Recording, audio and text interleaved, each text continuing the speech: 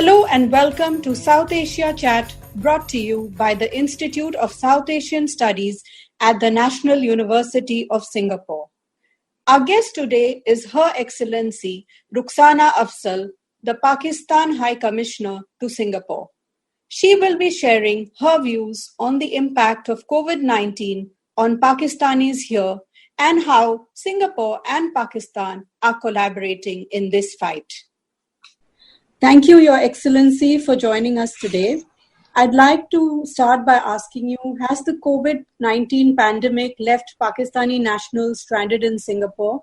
And if so, could you tell us the support that has been provided by the High Commission here to them? Nithya, like many countries in the world, Pakistan was also not prepared for this COVID-19 situation. And when it suddenly erupted, like Singapore, more than 90% cases in Pakistan were imported. But unlike Singapore, we were not equipped. There were no thermal scanners at the airport, no isolation or quarantine centers. Test kits were not available, and if they were available, they were very few. We are a country of 220 million people. We are a very big country. So it became very challenging for the government to contain the spread of this virus, which was very highly transmissible. So the first step that the government took, among many others, like, provision of medical equipment and all that, the government closed the airspace of Pakistan until, we had the necessary equipment to conduct the test and scanning and all that at the airports. So as a result, thousands of Pakistanis got stranded abroad. There were about 78 Pakistanis in Singapore.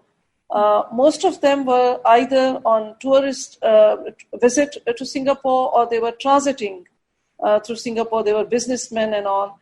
Some of them were patients who came here for treatment and got stuck here. So for us, it became a very big challenge to repatriate them because there are no direct flights between Pakistan and Singapore. And due to this COVID-19 situation, the PIA flights were operating to the neighboring countries, but getting them a transit visa and COVID-19 test was a big challenge. So we immediately took it up with our own government, with Pakistan International Airlines, and also with the government of Singapore and government of Malaysia. So I'm very glad to say that we got so much support and understanding from both the government of Singapore and government of Malaysia. PIA flights started operating to Kuala Lumpur. These were special flights. So two such flights operated to Kuala Lumpur, one on 8th April and the other on the 18th of April. We got exemption for our passengers from COVID-19 test and also permission for them to transit through Kuala Lumpur. The government of Singapore supported us a lot because many of our people had overstayed their visas, so their visas were extended, they were given permission. Singapore Airlines supported us a lot, so we flew them in two batches to Kuala Lumpur by Singapore Airlines, and from Kuala Lumpur they went back to Pakistan. So 78 Pakistanis have been evacuated from Singapore, and 38 Singaporeans have been evacuated back from Pakistan to Singapore by the same special flight. So now we are preparing to send another batch of 53 next week who are currently stranded in Singapore.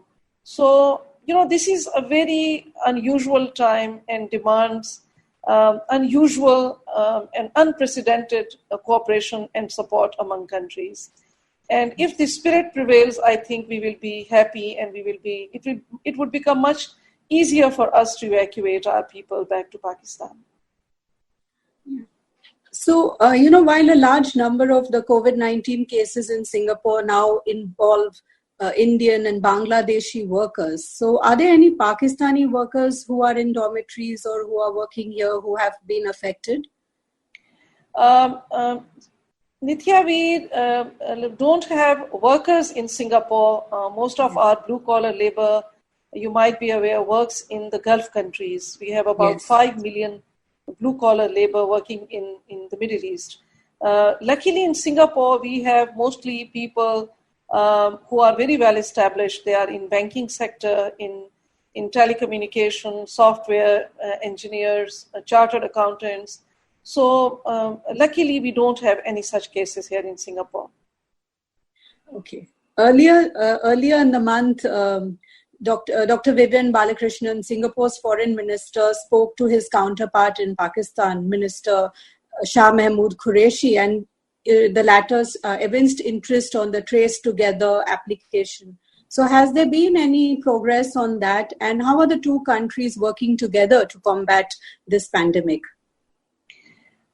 In fact, Prime Minister Imran Khan from the very beginning has been following the developments in Singapore, in Taiwan, in Hong Kong and other such countries who created success stories in combating COVID-19. And in this success story, Trace Together was a very important component. So we were approached by our National Information Technology Board in Pakistan with the request to get the code of Trace Together app from Singaporean Ministry of Health. This was the time when the Ministry of Health was still working on this app. So we contacted them and I'm really grateful. They shared all the details with us and we shared the details with our National Information Technology Board. So now they are adapting the app according to Pakistan's requirements. We have a very large number of mobile phone users, 36% internet users, internet penetration into Pakistan. So with all these things, I really hope that this app is going to help us in containing the spread of this contagion. Yeah. So another important point raised by Minister Qureshi was Prime Minister Imran Khan's call for debt relief and restructuring to help developing countries, create fiscal space and shore up economies during this tough period. So how are Singapore and Pakistan working on this? In fact, with this COVID-19 situation, the world GDP has already shrank by 10%. And according to the analysts, the impact of COVID-19 is the economic impact of this virus is going to be worse than the Great Depression. Yes. This is going to be a very big challenge for the developing countries where millions of people are likely to lose their jobs. Now, when you come to rich countries, they have pumped billions of dollars to keep their economies and businesses afloat. Countries like Pakistan cannot afford to do that. So the Prime Minister of Pakistan made this call to the world leaders, to the UN, World Bank and IMF. It was called Global Initiative for Debt Relief, that the developing countries may be helped and their debt repayment may be rescheduled to give them some fiscal space. And I'm very glad to say that we received so much support from the entire world, from the UN, World Bank, IMF, and a lot of understanding by friendly partner countries like Singapore. And with all this understanding, billions of dollars have been rescheduled in debt relief for the developing world. So we are grateful for that, really. Yeah.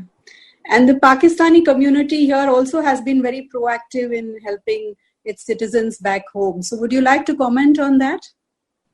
Yeah, as I told you, we have a very well-established, amazing diaspora here in Singapore.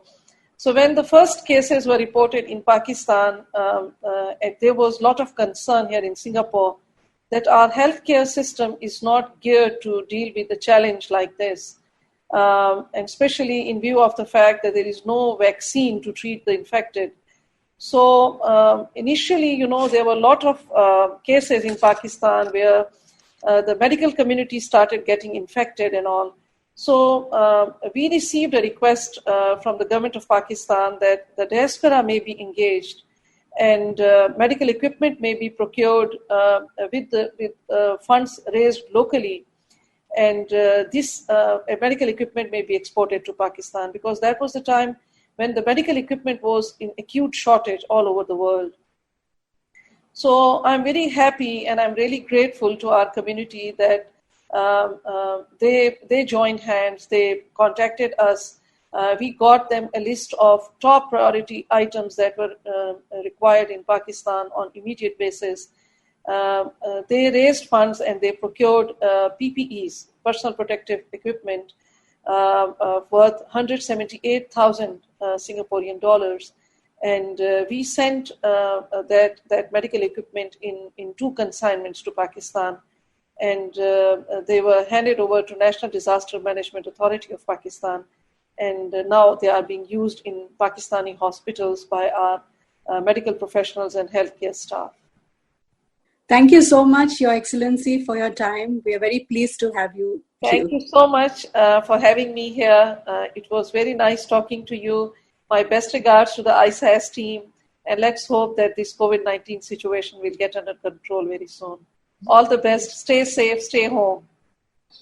You were listening to South Asia Chat. If you want to learn more about the work we do, please visit us at isas.nus.edu.sg.